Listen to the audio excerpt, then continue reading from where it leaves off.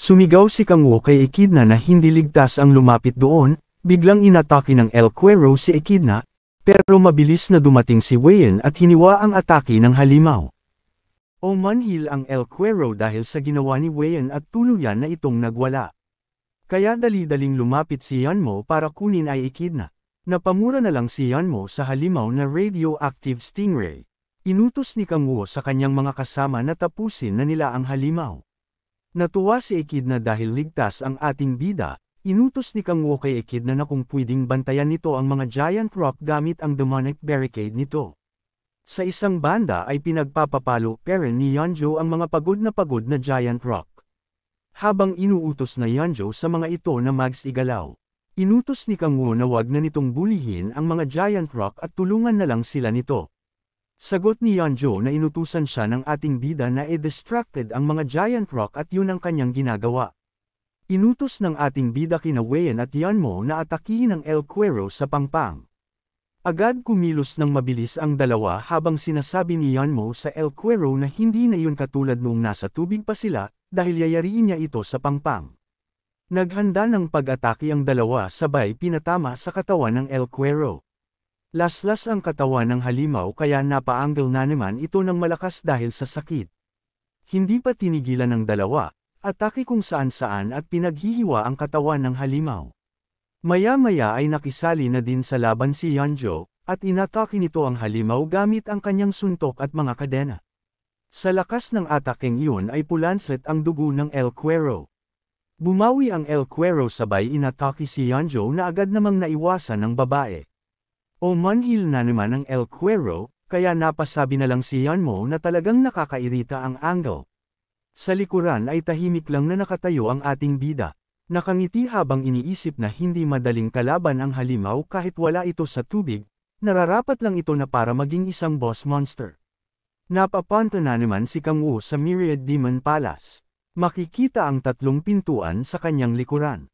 Kumuha si Kang Wu ng tubig gamit ang kanyang mga kamay na mula sa Myriad Demon Palace, at sinabing sapat na iyon. Hinamkam ni Kang Wu ang mga kamay at naglabas ng demonic energy. Ginamit niya ang kanyang Power of Hellfire at Power of Dark Spear, matapos nun nabuo ang skill niyang Biden. Habang nagliliyab ang mga mata ay sinabi niya na hindi pa iyon sapat. Nag-activate ang special effect ng Black Pearl Coat ni Kang Wu na Kraken's Wrath, kaya na-double ang lahat ng kanyang mga stat. Dahil doon mas lumakas pa ang kanyang demonic energy, hinawakan ni Kang Wu ang kanyang sibat na Biden, saka pinaikot-ikot sa ere. Sinamahan pa niya ito ng skill na Power of Shattering. Bakas sa ngangiti ni Kang Wu ang kademonyohan sa sobrang saya. Mula sa tatlong pinagsanib na kapangyarihan ay nabuo ang bago niyang skill na Gay Bulb. Mas lumakas ang sibat ni Kang Wu at nagkulay lili pagkatapos ay itinutok sa El Cuero, kasabay ng paglabas ng notification na nakuha ng ating bida ang skill na Gay Bulb na may SS rank. Malademonyo ang aura ng ating bida habang naghahandang umatake gamit ang Gay Bulb, habang nagliliwanag naman ang inipong puwersa na hugis dambuhalang espada. Nag-iintay na nakatingin si Yunjon sa susunod na hakbang ni Kang Wu, habang si Yanmo at Hayon ay nagtataka ding nakatingin. Malakas na sumigaw si Kang Wu at inutos na umalis ang tatlo sa kanang daraanan na agad namang sinunod ng mga ito. Buong puwersa niyang pinalipad pasugad ang inipong puwersa patungo sa kinaroroonan ng El Cuero.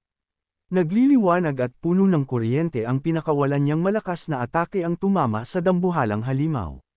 Malakas na puwersa ang bomb-alot sa buong lugar at ramdam ng apat ang napalakas na hangin na halos tumangay sa kanila. Napatikip naman ng mukha gamit ang braso ang tatlo dahil sa malalaking pagsabog na naganap sa kanilang harapan. Nagtataka at namamangha pa nilang tanong na kung ito ba ang kapangyarihan ng isang player na 6 na beses pa lang na-awakening. Kasunod naman ng malalaking pagsabog ay ang minsan malakas na etingal na pinakawalan ng El Cuero saka ito tuluyang bumagsak. Nanginginig ang mga kamay ni Kang Wu habang nakatingin sa nakahandusay na halimaw sa harapan. Kasunod naman nito ang notification na successful niyang nagamit ang pinagsamang tatlong authorities, saad pa ng notification na naabot na ni Kang Wu ang second condition at nagkaroon ng extreme infernal energy. Napasinghap naman ang ating bida matapos makaramdam ng panghihina dahil sa pinakawalang napakalakas na atake. Naikuyong niya ang kamao saka nasabi sa isip na noong nasa hell pa ay baliwala ang ganoong paggamit ng kapangyarihan sa kanya. Ngunit ngayon ay ramdam niya ang panghihina at panginginig ng kalamnan, kaya't nasabi na malayo pa ang kailangan niyang lakbayin. Habang naiisip na kailangan pa niya ng mas malakas na kapangyarihan, naaga ni Hayon ang pansin niya nang malakas siyang tawagin nito mula sa likuran. Naglalakad papalapit ang tatlo sa kinaroroonan ni Kang Wo, habang si Hayon ay buong kuryosidad na itinanong kung anong uri ng atake ang ginawa ng ating bida. Namamangha pang sinabi nito na talagang nagawa ni Kang Wo na patumbahin ang kalaban. Kagaya ni Hayon may ay patanong ding sinabi ni Yunjon kung bakit tinago ng ating bida sa kanila ang ganoong kakayahan. Depensa naman ni Kang Wo na iyon ang unang beses na sinubukan ang ganoong uri ng atake. Agad pa niyang itinaas ang kamay at pabirong sinabi na nanginginig ang mga ito. Sarkastiko namang sinabi ni Yunjon na dahil nasa ganoong kalagayan si Kang Wo maaari niya itong bugbugin. Pang-asar naman ng ating bida na hindi isang Saiyan si Yunjon. Patakbo namang yamakap si Echidna sa ating bida sa kamasayang ibinida na napatumba niya ang lahat ng giant stones. Nakangiti pang tanong ni Echidna kung tapos na ba sila sa pag-hunt. Agad namang oo ang naging sagot ng ating bida. Habang masayang nagtatawanan sandaling natigilan si Kang Wo, nang maisip na wala pa siyang natatanggap ng notification tungkol sa pagkakatalo sa El Cuero. Kaya't mabilis at seryosong inutos sa mga kasamahan na muling maghanda dahil hindi pa tapos ang kanilang laban. Takang napatanong naman ang tatlo matapos marinig ang utos ni Kang Wo, kaya't agad na itanong ni Yunjon kung ano ang ibig sabihin nito. Nagtataka din namang nakatingin lang sa ating bida si Echidna dahil sa narinig. Paliwanag ni Kang Wo sa mga kasamahan na buhay pa ang El Cuero dahil wala pang sinuman sa kanila ang nakatanggap ng notification. Mabilis namang sinuri ng tatlo at nakitang wala ang notification tungkol sa pagkakatalo sa halimaw. Seryosong nakatingin si Kang Wo sa kinaroroonan ng boss monster habang nasa isip na impossible ang mga nangyayari. Ayon sa kanyang nang unang gamitin ang atakeng Gaebold sa Hell, nagawa nitong patumbahin ang demon na mula pa sa 7th ring gamit lang ang isang atake. Buong pagtataka niyang natanong kung paanong ang isang gate monster ay nagawang makasurvive sa ganoong atake. Kasunod ng pagmulat ng mata ng El Cuero ay malalakas na Eitingal ang muli nitong pinakawalan, nanlaki naman ang mga mata nila nang magsimulang maglabasan ang animoy mga galamay mula sa katawan ng El Cuero. Agad na pagtanto ng mapanuri nating bida na ito ay ang isang uri ng infernal energy. Napakadaming tentacles ang nagsilabasan sa katawan nito dahil upang lalo itong magmukhang nakakadiri. Umikot nag-El Cuero at nagtangkang tumakas panalik ng lawa kaya't mabilis na inihagis ni Yunjon ang kanyang rattle upang pigilan ito. Pumulupot sa boss monster ang matatalim na kadena ngunit patuloy sa pagtakas ang El Cuero. Dahil sa lakas nito nagawa nitong tangangin maging si Yunjon na patuloy ang pagkapit sa kanyang rattle. Agad na pasigaw ang tatlo sa kainutos kay Yunjon na ihagis din sa kanila ang kadena upang matulungan ito sa paghila. Hila ni Yunjon ang papatakas na El Cuero, habang nasa kabilang kamay niya ang cade ng hila naman ng tatlo. Apat silang nagtutulong-tulong upang mapigilan ang halimaw na nagtatangkang tumakas ngunit sa dahil sa lakas nito nagagawa pa din sila nitong madala. Buong puwersa ang kanilang ginagawang paghila habang halata ang struggle sa mukha ng mga ito. Halos walang lakas na nasabi sa isip ni Kang Wo na wala na siyang infernal energy matapos itong ibuhos lahat sa atakeng ginawa kanina. Dismayado pa niyang naitanong kung sa ganoong paraan ba sila mabibigo sa pag-hunt, habang iniisip din kung paano muling aatake. Mula sa itaas nakarinig siya ng boses at sinabing ipaunaya sa kanya ni Kang Wo ang lahat. Umatungal ang puting dragon sa ere habang papasugod sa papatakas na halimaw. Nang makita ito takang naitanong ni Yunjon kung isa rin ba itong monster boss, ngunit sagot ni Kang Wo na ito ang minya niyang si Echidna. Malalakas at mabibigat na atake ang pinakawala ni Echidna na direktang tumatama sa El Cuero. Hindi man lang nito magawang makalaban o makaiwas sa determinadong dambuhalang dragon na patuloy ang pagsugod. Animoy paglalaro lang para kay Echidna ang ginagawang pag-atake sa monster boss, na nagpatulala naman sa apat na nanunood. Walang imak nilang pinapanood ang walang hiwat na dragon, at hindi man lang nila magawang mag-react. Lahat sila ay hindi lubos na makapaniwala sa nakikitang kakayahan ni Echidna sa pakikipaglaban sa boss monster. Isang malakas na atake pa ang muling pinakawan ni Echidna at tuluyan ng bumagsak sa lupa ang El Cuero na kanina lang ay pinaghihirapan nilang pigilan. Nakangiting tanong ni Echidna kay Kang Wo kung magaling ba ang kanyang ginawa, habang nasa anyo pere ng dragon. Kasunod ng pagbagsak ng El Cuero ay ang sunod-sunod na notification. Nakasaad dito na natalo na nila ang S-rank boss monster at lubha itong napinsala kaya't nakatanggap pa sila ng bonus reward. Ayon pa sa notification malaki ang itinaas ng experience ni Kang Wo, ngunit dahil under-level restriction pa lahat ng experience ay hindi paniga magagamit. Patakbong sinalubong ni Echidna si Kang Wo habang naglalakad itong papalapit sa kanya. Dahil sa natanggap na notification na sigurado ni Kang Wo na talagang patay na ang boss monster, kaya't nakangiti niyang tinapik-tapik sa ulo at binati ang masayang si Echidna. Namamangha namang pinagmasdan ni Yunjon si Echidna. Saka nasabing ngayon ay napagtanto na niya kung bakit ang batang si Echidna ang summon minion ng ating bida. Agad din niyang iniba ang usapan ng itanong kung ano ang mga tentacles na lumabas mula sa El Cuero. May pagtatakang dagdag pa kung ito ba ay isang traits ng El Cuero. Sagot naman ni Hayon na marami na siyang natalong boss monster ngunit ito ang unang beses na makahunt ng El Cuero, kaya't hindi din niya masabi kung ano iyon. Upang suriin mabilis itong inapak-apakan ni Kang Wo saka sinabing tingin niya hindi ito isang special traits. Marahan pang naglakad si Kang Wo paakyat dito at nag-iisip na sinabing nakakita na siya ng katulad nito noon. Agad namang tanong ni Yunjon kung kailan ito nakita ng ating bida, at kung balot ito inaakyatan ni Kang Wo. Paliwanag ni Kang Wo na ito rin ang kanyang nakita sa mga nakasagupan niyang demonic order followers na magpalit ang mava ito ng anyo bilang demon. Habang nakaakyat sa walang buhay na katawan ng halimaw si Kang Wo, nasa baba naman ang nakatingilang si Yunjon saka itinanong kung sinasabi ba ng ating bida dahil ito sa infernal energy. Sagot naman ni Kang Wo na kailangan niya muna itong kumpirmahin saka nagsimulang sundan ang malakas na pakiramdam niya. Umakyat naman pasunod ang mga kasamahan at diring-diri sa bawat mahakbangang dugo ng halimaw. Iniangat ni Kang Wo ang isa sa mga tentacles dahil ayon sa kanya doon nag-umpisa ang mga pagtubo nito. Nang may makitang butas bahagya niyang iniyuko ang katawan saka nag-umpisang suriin ang loob nito. Nandidiri ngunit puno ng kuryosidad naman ang apat na nag-iintay ng kasagutan, matapos sabihin ni Kang Wo na meron na siyang nahanap. Inilahad ng ating bida ang kanyang palad habang nasa ibabaw nito ang isang kulay pulang bagay na inakala nilang alahas. Pinakita ni Kang Wo sa kanyang mga kasama ang nakuha niyang pulang bagay sa loob ng katawan ng El Cuero. Hindi nila matukoy kung ano ang bagay na yun kaya nagtanong si Yeonjo kung isa yung gemstone. Tanong ni Yeonmo na ano ang bagay na iyon, dahil malaki ang pinagkaiba nito sa Magic Stone. Tanong ni Weian sa ating bida na kung iyon ang dahil ng El Cuero kung bakit iyon kumilos ng kakaiba. Sagot ni Kang Wo na hindi siya sigurado tungkol doon. Habang nakatitig sa gemstone ay naisip ng ating bida na sigurado siya na ang gemstone ay naglalaman ng demonic energy.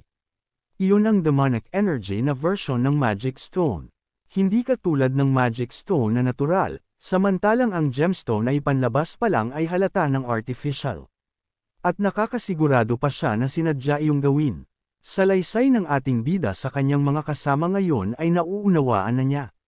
Tanong ni Yeonjo na anong naunawaan ni Kang Wo. Sagot ng ating bida na, hindi siya gaanong tiyak pero malaki ang hansa na gawa iyon ng demonic order, nagulat si Yeonjo matapos malaman ang tungkol doon. Sinabi ni Kang Wo sa mga kasama na tingnan nila ang gemstone, malayong-malayo ito sa pagiging magic stone. Ang lugar kung saan ito nakuha ay sa may partong braso ng El Cuero at hindi sa loob ng katawan. Dagdag pa ni Kang Wo na may taong sinadyang ilagay iyon sa loob El Cuero. Dahil sa demonic energy na nakapaloob sa gemstone ay nawalan ng El Cuero ng control sa sarili. Ang organization ng demonic order ang may kagagawa ng lahat ng iyon.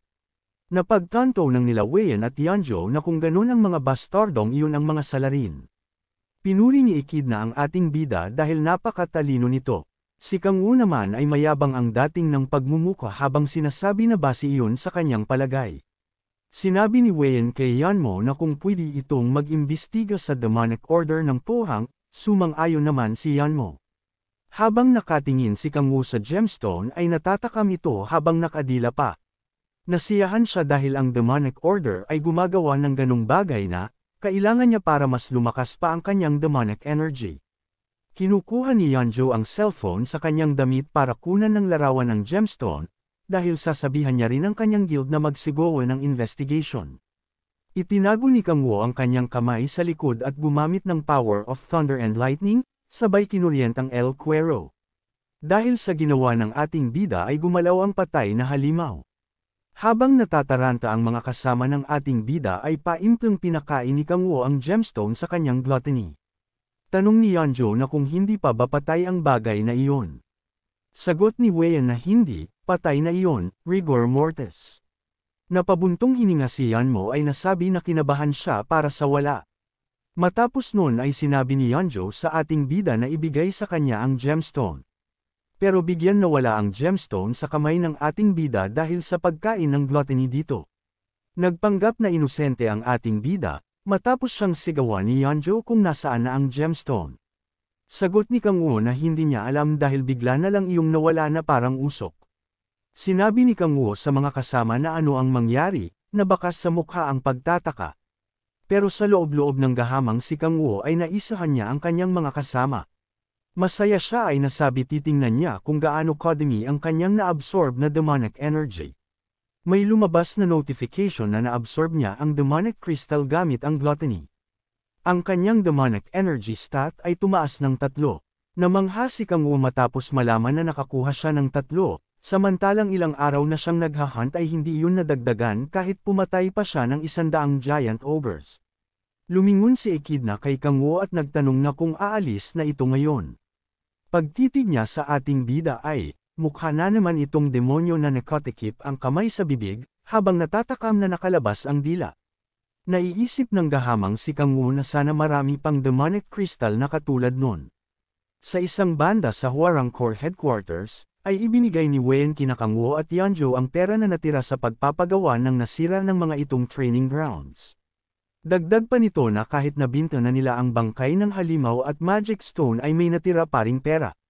Dahil iyon ang unang bises na nahuli ang El Cuero kaya malaki ang naging kabayaran noon. Tanong ni Yeonjo kay Wheein na kung ganun ang dahilan kung bakit ibinigay nito sa kanila ang 5 bilyon won. Dagdag pa ni Wheein na ang tungkol naman sa gemstone ay, nag-iimbestiga na sila sa mga katulad noong insidente sa Second Corps ng Pohang. Tanong ni Yeonjo na paano kung biglang mawala na naman ang gemstone. Sagot ni Wheein na kailangan nilang mahuli ng buhay ang halimaw para makuha nila ang gemstone sa katawan nito. Sa isang banda ay nananahimik ang ating bida habang naiisip na magtatrabaho ng matindi ang mga kasama niya nang dahil sa kagagawan niya. Maya-maya ay may pahabol na good news si Wheein sa dalawa. Salaysay ni Wheein na nalaman nila na ang bahagi ng katawan ng El Cuero ay maaaring gawin na isang legendary equipment. Maaaring gasing sword ang partong buntot ng El Cuero. Hindi natuwa ang dalawa bagkus na dismaya pa sa good news ni Wheein. Dahil mana ang inherent stat ni Yeonjo at demonic energy naman ang kay Kang Woo kaya walang silbi sa kanila iyon. Sinabi ni Yeonjo na kung hindi ba mas bagay kay Wheein ang sandata na iyon. Tumawa si Wheein at sinabi na ang awakening condition niya ay napaka-komplikado para sa bagay na iyon. Dahil ang makakagamit lang ng sandata na iyon ay taong nagtataglay ng internal chi sa katawan. Tanong ni Yeonjo na internal chi na parang sa Murem. Sumangayon si Wheein at sinabi na nababagay lang iyon sa mga warrior type na player. Halos lahat ng mga iyon ay makikita sa China, at wala noon sa Korea. Sinabi ni Yeonjo na mas mabuti na lang na ibenta na lang iyon sa China. Biglang nagsalita si Kang Woo kukunin niya iyon. Sinabi ni Kang Woo na kung internal chi user, ay may isang player siyang kilala. Sa isang banda ang grupo nila Sehon ay kasalukuyang nasa B-rank gate. Salaysay ni Yunbi na isa iyong labyrinth dungeon, baka meron dong mga daanan na hindi pa nadediscover. Sinabi ni Teso na susunod lang sila kay Sehon sabay tanong na kung may kakaiba ba itong nararamdaman. Sagot ni Sehon na parang may nararamdaman siyang kakaiba. Maya-maya ay nanlaki ang kanyang mga mata, sabay inutusan ang mga kasama na masipag handa ang mga ito. Nagtaka na lang si Teso sa ikinikos ni Sehon. Maya-maya mula sa madilim na silid ay may lumabas na minotaur na sugatan at putol ang braso. Ilang sandali lang ay may umatake na mas malaking minotaur sa tumatakbong minotaur. Isang hampas lang nito ay patay ang duguan na minotaur. Gulat na gulat sila Sehon matapos makita ang mga nangyaring pag-atake ng minotaur sa kasama nito.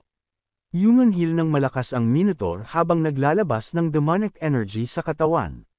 Naghanda sila sa laban, at biglang nagpunta sa unahan si Teso para salvaging ang mga pag-atake ng Minotaur. Napaatras si Teso sa lakas ng pag-atake ng Minotaur, napatanong na lang siya na anong klaseng halimaw iyon, dahil napakalakas nito. Dahil kakaiba iyon di katulad ng normal na Minotaur, kailangan nila iyon maingat na harapin habang tumatanggap ng buff. Inutos ni Sehon kay Teso na matapos itong bigyan ng buff ni Sola ay magbigay ito ng isang opening. Naghanda ng pag-atake si Yunbi, sabay gumamit ng lightning shot patungo sa Minotaur. Napa-angle ang Minotaur sa natanggap na electric shock, pero parang wala lang itong naging pinsala sa katawan at mas nagalit pa ito. Binigyan ni Sola ng buff si Teso kaya mas lumakas ito at sumugod patungo sa Minotaur. Bununggo ni Teso ang halimaw habang makakatanggap ng buff kay Sola. Nakangiti lang si Teso habang nagpapasalamat kay Sola. Umanhil ang Minotaur at akmang atakihin si Teso. Pero nasa likod na si Sehon at naghahanda ng pag-atake. Ginamit ni Sehon ang skill na Cloud Dragon Annihilation, sabay inatake ng napakabilis ang Minotaur. Sa isang iglap lang ay nahiwa ang Minotaur at naputol ang ulo. Matapos nilang matalo ang Minotaur ay may nakitang isang bagay sa katawan ng Minotaur at naisip niya na parang mamahaling bagay iyon na maibibinta sa mga guild. Nang lapitan iyon ni Sehon ay napansin niya na nagliliwanag iyon.